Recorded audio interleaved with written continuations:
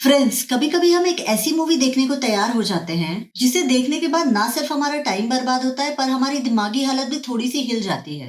लेकिन हम इसे एज अ चैलेंज लेते हैं और हमारी सारी हिम्मत जोड़कर मूवी देख लेते हैं, ये जानने के लिए कि ये मूवी खराब तो है पर कितनी खराब है। हाँ दोस्तों, ऐसी ही हिम्मत मैंने भी दिखाई है सड़क 2 देखकर। हेलो फ्रेंड्स, दिस इज मोहिता और सीरीज चला में आपका फिर से एक बार बहुत बहुत स्वागत है। फ्रेंड्स, आज मैं आपको सड़क 2 की फुल स्टोरी बताने जा रही हूँ। तो आपको पहले ही बता दूं कि मेरे नरेशन से शायद आप एक बड़े टॉर्चर से बच जाएं। तो अगर आप इस मूवी की स्टोरी जानना चाहते हैं पर देखने की हिम्मत नहीं जुटा पा रहे हैं तो मेरे साथ बने रहिए इस मूवी की स्टोरी जानने के लिए।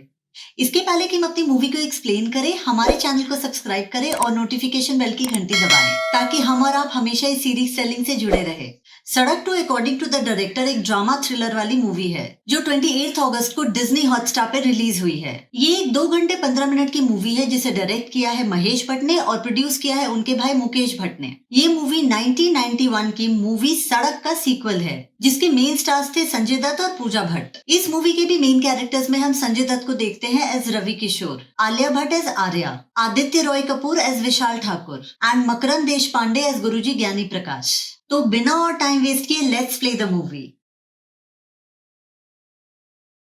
ये एक पाखंडी गुरु और बाबा से रिवेंज की कहानी है जिसमें हमें ये देखने को मिलता है कि कैसे पाखंडी बाबाओं ने गॉड को भी बिजनेस बना दिया है। मूवी की स्टार्टिंग में हम कुछ लोगों को तंत्र विद्या जैसी चीज करते हुए देखते हैं। तभी वहां एक लड़की एक आदमी के फोटो पे बदला लिखकर उसके फोटो को आग लगा देती है और ये सब कार में बैठे उसके माँ बाप देख रहे होते हैं। वो लड़की और कोई नहीं बल्कि आलिया भट्ट उर्फ आर्या देसाई होती है। आग की लपटें देखकर तंत्र विद्या करने वाले लोग गुरुजी बोलकर उसकी तरफ भागते हैं। तभी आर्या अपने माँ बाप को देख लेती है और उनसे दूर भागने लगती है। वो उसका पीछा करते हैं और तभी वो तंत्र विद्या करने वाले लोग उसे पागल बोलकर पकड़ लेते हैं। फिर हम सड़क मूवी के कुछ सीन्स देखते हैं जिसमें संजय दत्त यानी रवि पूजा को याद कर रहे होते हैं और हमें ये पता चलता है कि पूजा अब जिंदा नहीं है। लेकिन रवि को पूजा की आवाज सुनाई देती है और वो उन्हें दिखाई भी देती है। रवि उसे बोलता है कि कोई मीशा नहीं आ रही है और उसे किसी का बाप नहीं बनना है और इतना कहकर रवि अपने आप को फांसी लगा लेता है। पर फैन टूट जाता है और वो जमीन पे गिर जाता है। उसके गिरने की आवाज सुनकर उसका दोस्त जॉन आ जाता है और उसे एक मेंटल हॉस्पिटल ले जाता है। वहां भी रवि पूजा से ख्यालों में बातें करता हुआ नजर आता है। उस हॉस्पिटल में आर्या भी एडमिट होती है और रवि उसे हॉस्पिटल से बाहर जाते हुए देखता है। यहाँ उसका दोस्त जॉन उसे बोलता है कि उसे नई नौकरी ज्वाइन करने के लिए रानीखेत जाना है और वो अपना इलाज ठीक से करवाए। डॉक्टर रवि को मेंटल हॉस्पिटल में एडमिट हो जाने के लिए कहते हैं जिसपे वो बोलता है कि वो अपने आप को इसलिए मारने की कोशिश करता है क्योंकि वो पूजा के बिना नहीं रह सकता है और उसके पास जाना चाहता है। उसके बाद हम योगेश आर्या के पिता को चीखते हुए देखते हैं जो कि नंदनी नंदनी चिल्ला रहा होता है। हमें पता चलता है कि आर्या घर से भाग गई है और वो एक रिकॉर्डिंग छोड़ के जाती है जिसमें वो अपने पिता को ज्ञान प्रकाश और नंदनी माँ से बचाने की बात करती है, जिसपे योगेश भी नंदनी पे चिल्लाने लगता है और ये सब उसकी गलती बताता है। ये सब सुनकर नंदनी उसे ज्ञान प्रकाश गुरुजी के पास चलने को कहती है। यहाँ रवि अपनी टैक्सी ठीक कर रहा होता है तभी वहां आर्या आ जाती है। वो उसे बोलती है कि उसने 3 महीने पहले कैलाश जाने की बुकिंग की है और उसकी बुकिंग किसी पूजा ने कंफर्म की है। पर रवि उसे बोलता है कि अब उसकी टूर एंड ट्रैवल्स की कंपनी बंद हो चुकी है और अब वो कोई बुकिंग नहीं लेता है। पर आर्या पूजा से मिलने की जिद करती है जिसने उसकी बुकिंग कंफर्म की थी। इस पर रवि उसे धक्के मार के घर से बाहर कर देता है पर आर्या वापस आ जाती है और बोलती है कि वो किसी और टैक्सी वाले के साथ नहीं जा सकती है क्योंकि उसकी एक मजबूरी है। रवि उसे बोलता है कि उसे पता है कि वो मेंटल हॉस्पिटल से भागी हुई है और वो हॉस्पिटल फोन करने जा रहा है। पर अपने आप को बचाने के लिए आर्या अपना नस काट लेती है और रवि को उसे एक लोकल डॉक्टर के पास ले जाना पड़ता है। वहां वो डॉक्टर इसे सुसाइड केस बताता है और पुलिस को फोन करने की जिद करता है, जिसपे रवि आर्या को अपनी बेटी बताता है और उसका नाम मीशा किशोर बोलता है। यहाँ आर्या के पिता और माँ उस तांत्रिक बाबा गुरु ज्ञान प्रकाश के पास जाते हैं मदद मांगने के लिए। वहां पुलिस का एक सीनियर इंस्पेक्टर भी होता है जो उस बाबा का भक्त होता है। वो बाबा उस इंस्पेक्टर को आर्या को ढूंढने को कहते हैं और बोलते हैं कि उसे कोई अपना ही मारेगा। ये सुन के आर्या के पिता बहुत घबरा जाते हैं। डॉक्टर के पास से जब रवि आर्या को अपने घर ले आता है तो उसे पता चलता है कि पूजा मर चुकी है। पर आर्या रवि को रानीखेत पहुंचाने की जिद करती है और उसे इमोशनल ब्लैकमेल करती है क्योंकि वो बुकिंग पूजा की हुई आखिरी बुकिंग है। और ये सुनकर रवि आर्या को पहुंचाने को तैयार हो जाता है। रास्ते में रवि को पता चलता है कि आर्या का एक बॉयफ्रेंड है, आदित्य रॉय कपूर उर्फ विशाल, जिसे उसे सेंट्रल जेल से पिकअप करना है। ये सुन के रवि गुस्सा हो जाता है और उसकी असली पहचान पूछता है। तब आर्या उसे बताती है कि वो एक बहुत बड़े इंडस्ट्रियलिस्ट योगेश देसाई की इकलौती बेटी है। वो बताती है कि उसकी माँ शकुंतला को उसकी मौसी नंदिनी माँ और गुरु ज्ञान प्रकाश ने मिलकर मार दिया है और नंदिनी माँ ने उसके पिता से शादी भी कर ली है। वो बाबा उसके पिता के पैसे से अपना सारा ढोंग का कार्यक्रम कर रहा है। वो बताती है कि योगेश भी उस पाखंडी बाबा का भक्त बन चुका है और वो सब मिलकर लोगों को यकीन दिला रहे हैं कि मेरी दिमागी हालत ठीक नहीं रहती।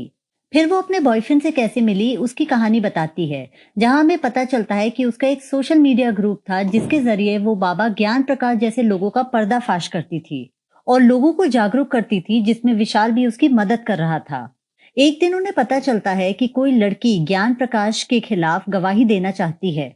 जब वो उससे मिलने पहुंचते हैं तो वहां कोई लड़की नहीं होती है बल्कि एक आदमी होता है जो आर्या पे हमला करता है और आर्या को बचाने के चक्कर में विशाल उस आदमी का खून कर देता है। और इस घटना की वजह से बाबा ज्ञान प्रकाश और उसकी माँ मिलके उसे जेल में डाल देते हैं और उसका एक्टिविस्ट कैंपेन भी बंद करवा देते हैं और आर्या को पागल घोषित करने की कोशिश करते हैं।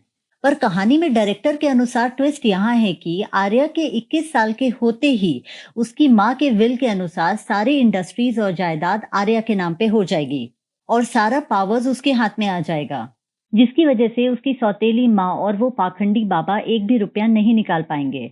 उसके बाद वो रवि को बोलती है कि वो इसी वजह से कैलाश जाना चाहती है, भगवान से हिम्मत और आशीर्वाद लेने के लिए। उसके बाद वो विशाल को जेल से पिकअप करते हैं। विशाल अपने साथ साथ अपना पेट आउल कुंभकर्ण भी लाता है और रवि को उसका ध्यान रखने के लिए बोलता है। रास्ते में वो लोग फ्रेश होने के लिए एक जगह पे रुकते हैं जहां आर्या उसे बताती है कि रवि सुसाइडल है। इस पे विशाल आर्या को दूसरी कैब लेने के लिए बोलता है, पर आर्या मना कर देती है और कहती है कि उसे रवि पे पूरा विश्वास है। तभी वहां विशाल को एक लड़की मिलती है जो उसकी गुरु बहन होती है। उसे देख विशाल थोड़ा अनकंफर्टेबल होता है और वहां से उठ के चला जाता है। इधर जेल के बाहर का सीसीटीवी फुटेज आर्या के पिता को मिल जाता है और वो जान लेते हैं कि आर्या विशाल के साथ है। इस बात में नंदिनी माँ काफी तमाशा खड़ा करती है और आर्या को बुरा भला कहती है, पर योगेश उसे डांट के चुप करा देता है। वो इंस्पेक्टर उन्हें बोलता है कि विशाल किसी बहुत बड़े गैंगस्टर दिलीप हथकड़ा का खास प्यादा है और वो आर्या को एक टैक्सी में भगाकर ले जा रहा है। वो बोलता है कि उसके पास टैक्सी के सारे डिटेल्स हैं और विशाल सिर्फ दिलीप के इशारे पे नहीं नाच रहा है, इसके पीछे कोई और भी है। और वो इंस्पेक्टर बोलता है कि बाबा सच बोल रहे थे, विशाल ही वो अपना है जो आर्या को मारेगा। कार में आकर आर्या रवि से पूजा की मौत का कारण पूछती है, जिसपे वो बताता है कि बच्चा ना होने की वजह से वो लोग एक बच्ची को अडॉप्ट करने का सोच रहे थे, जिसका नाम वो मीशा रखना चाहते थे। जिस दिन उस बच्ची को अडॉप्ट करना था उस दिन पूजा अकेले ही अडॉप्शन सेंटर जा रही थी, जब रास्ते में उसका एक्सीडेंट होता है जिससे उसकी मौत हो जाती है। यहाँ विशाल किसी से फोन पर बात करता है और कार में आके कहता है कि उसे रवि पे बिल्कुल विश्वास नहीं है और वो दूसरी कैब लेंगे। वो रवि को एक लोकेशन पे चलने को बोलता है जहाँ पे उसका फ्रेंड गौरव एक दूसरी कैब लेकर वेट कर रहा है, पर आर्या इस डिसीजन से बिल्कुल भी खुश नहीं थी। वहां पहुंचकर विशाल और आर्या दोनों अंदर चले जाते हैं, पर विशाल अपना पेट आउल कार में ही भूल जाता है। जब वो अंदर जाते हैं तो उन्हें कुछ गुंडे पकड़ लेते हैं क्योंकि उनके दोस्त ने उन्हें धोखा दिया था। उनके दोस्त ने गैंगस्टर दिलीप को उनका पता दे दिया था और दिलीप भी उसी गुरुजी का बहुत बड़ा भक्त होता है और अब वो उन दोनों से बदला लेना चाहता है क्योंकि उन्होंने गुरुजी के खिलाफ काम किया है। वो उन दोनों पे पेट्रोल डालकर जला के मारने ही वाला होता है, तभी रवि आ जाता है और उन दोनों को बचा लेता है। वो गुंडों की अच्छी धुलाई करता है और फिर वहां से उन दोनों को बाहर निकालता है। ये सब देख रवि आर्या को बोलता है कि अब उसकी सेफ्टी उसकी जिम्मेदारी है। फिर कार में विशाल को याद आता है कि कैसे उसने उस गुरुजी के चरण छुए थे और उस बाबा ने उसे एक लॉकेट पहनाया था। ये सब सोचकर विशाल घबरा जाता है और रवि को उसकी हरकतें देख उस पे शक हो जाता है। वो आर्या को भी इसका हिंट दे देता है। रात वो एक जंगल में गुजारते हैं जहां विशाल आर्या को सब सच बता देता है। वो बताता है कि उसका असली नाम विशाल नहीं कुछ और है और कैसे वो एक रियलिटी शो जीतकर इस बड़े शहर में आ गया था, जहां काम ना मिलने की वजह से वो एक ड्रग एडिक्ट बन गया था। वो सड़क पे पड़ा हुआ था, तभी गुरुजी के आदमी उसे उठा के आश्रम ले गए थे। वहां उन्होंने उसका इलाज करवाया और विशाल का ध्यान रखा। वो इस बात की वजह से उनका बहुत बड़ा भक्त हो गया था और उनके लिए कुछ भी करने को तैयार था। फिर एक दिन वो इंस्पेक्टर, जो कि बाबा का भक्त है, उसे आर्या के बारे में बताता है और उसके सोशल कैंपेन के बारे में भी बताता है। और ये सब दिखा के वो विशाल को आर्या को मारने के लिए कहता है। वो विशाल को पहले आर्या के साथ प्यार का नाटक करने के लिए बोलता है और फिर एक जगह पे लाने के लिए बोलता है जहां पे वो लोग उसे मार देंगे। पर आर्या से मिलने के बाद वो उसे पसंद करने लगता है और उसे मारने से मना कर देता है। तभी वो उसे इंस्ट्रक्ट करते हैं कि वो आर्या को नहीं मारेंगे, पर विशाल को आर्या को एक बताए हुए पते पे उसे लाना होगा। और इसी वजह से उनपे वो जानलेवा हमला होता है। विशाल बोलता है कि आर्या को बचाकर उसने भी उस बाबा की दुश्मनी मोल ले ली है और मौका मिलते ही वो विशाल को भी खत्म कर देंगे। ये सब सुन के आर्या उसे माफ कर देती है, इसी शर्त पे कि वो गुरुजी ज्ञान प्रकाश के खिलाफ गवाही दे और सरकारी गवाह बन जाए। दूसरे दिन रवि अपने दोस्त जॉन को फोन करता है और वो उसे सलाह देता है कि रवि को इन सब पचड़े में नहीं पड़ना चाहिए। वो उसे आर्या को उसके पिता को सौंप देने का सलाह देता है, क्योंकि सौतेली माँ बदमाश है पर पिता तो अपना है। ये सब सुन के रवि योगेश को कॉल करता है और अपना एड्रेस लिखवा देता है और अपनी बेटी को ले जाने के लिए बोलता है। पर दूसरे लाइन पे उसकी सौतेली माँ ये सब सुन लेती है। ये सब सुनकर अचानक उसकी सौतेली माँ के अंदर इंसानियत जाग उठती है और उसे अपनी गलतियों का एहसास हो जाता है। वो योगेश को आर्या को घर लाने के लिए बोलती है। वो योगेश को बताती है कि कैसे उस बाबा ने ही ये आइडिया दिया था कि वो योगेश को उकसाए अपनी बीवी शकुंतला का कत्ल करने के लिए। पर अब वो समझ चुकी है कि ये बाबा ढोंगी है और वो अपनी बच्ची आर्या को सही सलामत घर लाना चाहती है। पर योगेश इस बात से मना कर देता है और उसे पता चलता है कि ये सारा मास्टर प्लान योगेश का ही है। वो आर्या को घर नहीं लाना चाहता है, पर वही आर्या को मारना चाहता है। योगेश उसे बताता है कि कैसे वो बाबा को कंट्रोल कर रहा है और उसके जरिए वो दुनिया का सबसे पावरफुल आदमी बनना चाहता है। ये सब सुन के नंदिनी आर्या को बचाने के लिए भागती है, पर योगेश उसे मार डालता है। यहाँ रवि रात होने पर अपने दोस्त जॉन के यहाँ रुकता है, पर वो जैसे ही अंदर जाते हैं रवि को खतरे का एहसास हो जाता है। वो विशाल और आर्या को छुपने को कहता है। रवि अंदर जाता है तो उसे उसका दोस्त बंधा हुआ मिलता है और दिलीप और वो इंस्पेक्टर रवि पे वार कर देते हैं। वो उससे आर्या के बारे में पूछते हैं। नहीं बताने पे वो उसके दोस्त को मारने ही वाले होते हैं कि विशाल उस इंस्पेक्टर पे गोली चला देता है और उन दोनों को मार देता है। ये सब होने पर आर्या उनसे पूछती है कि उन लोगों को यहाँ का एड्रेस कैसे पता चला, और रवि उसे सब सच बता देता है कि उसी ने उसके पिता को ये एड्रेस दिया था। आर्या के शक की सुई उसके पिता पर जाती है, पर वो इस बात पे विश्वास नहीं कर पाती है। तभी दिलीप के फोन पे योगेश का कॉल आता है और वो कॉल आर्या उठा लेती है।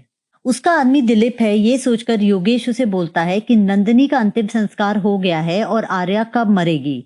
ये सब सुन के आर्या कुछ बोलती है और योगेश को पता चल जाता है कि आर्या को सब पता चल चुका है। सच जान के रवि को भी काफी दुख होता है और वो आर्या का साथ देने का सोचता है। फिर वो अपने दोस्त को एक काम करने के लिए बोलता है। यहाँ योगेश और गुरुजी ज्ञान प्रकाश बातें कर रहे होते हैं कि नंदिनी के मरने के बाद उन्हें कोई और आदमी ढूंढना पड़ेगा जिसपे वो आर्या की मौत का इल्जाम लगा सकें। तभी हम न्यूज चैनल पे देखते हैं कि योगेश ने रवि और विशाल पे आर्या के अपहरण का इल्जाम लगा दिया है।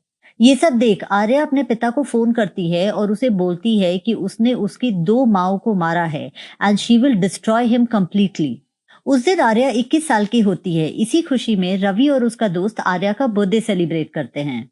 बर्थडे सेलिब्रेशन होता है और रवि आर्या और विशाल को केक खिलाता है, जिस केक में नशे की दवा मिली होती है, जिसकी वजह से वो दोनों बेहोश हो जाते हैं।